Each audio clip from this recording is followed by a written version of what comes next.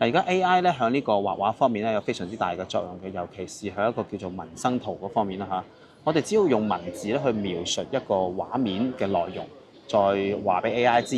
咁咧 AI 咧就會自動幫你去生成一張圖片出嚟嘅。咁啊，聽落去好似好犀利啦，係嘛？咁但係咧，由於咧呢個文字同埋呢個畫面之間咧有非常之大嘅一個信息差嘅，咁所以咧就係我哋唔可能用文字咧就描述出成個畫面裏邊，即係具體到某條線條係點樣畫嘅。咁所以如果你有啲好具體想畫嘅畫面咧，你就要做好多嘅工作，可能要用到呢個 Comfy UI 嘅工作流啦，可能要用更加多嘅提示詞啦，亦都係有可能要用到 ControlNet 啊，或者係圖生圖啊呢啲方式咧，去約束一個 AI 嘅生成率。但係假設我哋連自己都唔知自己想要啲乜嘢嘢，咁你淨係想睇下 AI 咧可唔可以俾一啲驚喜我哋？即係比如咧，我想話畫面裏邊咧有一個人，但係呢個人咧係咩膚色？着咩衫，喺咩地方做緊乜嘢嘢，我都唔想話有太大嘅約束，淨係希望咧 AI 咧係可以係發揮佢自己嘅諗法。咁我哋可以點做咧嚇？我係一個攝影師嚟嘅，咁啊假設下我近排我想影相，但係我唔知道自己有啲咩主題可以影嘅話，咁希望咧 AI 咧可以有一啲圖片生成出嚟，去俾一啲靈感我，咁得唔得咧？嗱，講到呢度咧，就係必須要提及一下咧 Comfy UI 有一個好有用嘅節點，就叫做 Random Prompts 嘅。直譯過嚟咧，就係呢個隨機提示詞啦。只要我哋喺輸入某個類型嘅提示詞嘅時候咧，喺一個花括號裏邊咧輸入多個提示詞，並且咧用豎線咧就將佢係分開。比如我哋咧就輸入呢個red、blue、yellow 啊，花括號括起佢。咁喺圖片生成嘅時候，遇到呢個提示詞咧，佢就會喺紅、藍、黃三個提示詞裏邊咧，就隨機揀一個出嚟。咁我哋就區分一下，喺一張圖裏邊通常會有啲咩信息？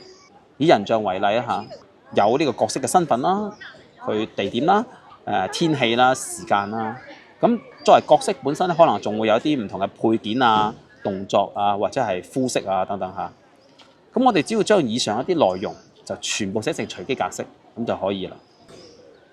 比如地點你就可以係寫 forest、river、school、city 咁樣咧，就用豎線將佢分隔開，放落個花括號裏邊。但係咁樣寫咧又好麻煩，同埋好花時間，係咪？寫3、4個仲好，但係咧如果你要寫50幾60個嚇，即係唔好講話用英文諗唔出嚟點寫，你甚至用中文嚟寫咧都唔一定可以諗出咁多地方。更何況咧，仲有啲職業啊、服裝配飾啊等等嚇。呢個時候咧 DeepSeek 咧就派上用場啦。我哋可以話俾 DeepSeek知，我需要一個職業列表，就列出50種職業身份，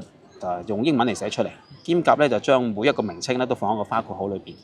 咁 DeepSeek 咧就會隨機生成50種職業，兼夾咧就按照住相應嘅格式嚟輸出。將呢個花括號嘅內容咧，成個複製黏貼放到去隨機提示詞裏邊嘅文本框裏邊就得㗎啦。咁我哋對呢個天氣啊、地點啊呢啲畫面元素咧，亦都按照住相同嘅方法去生成。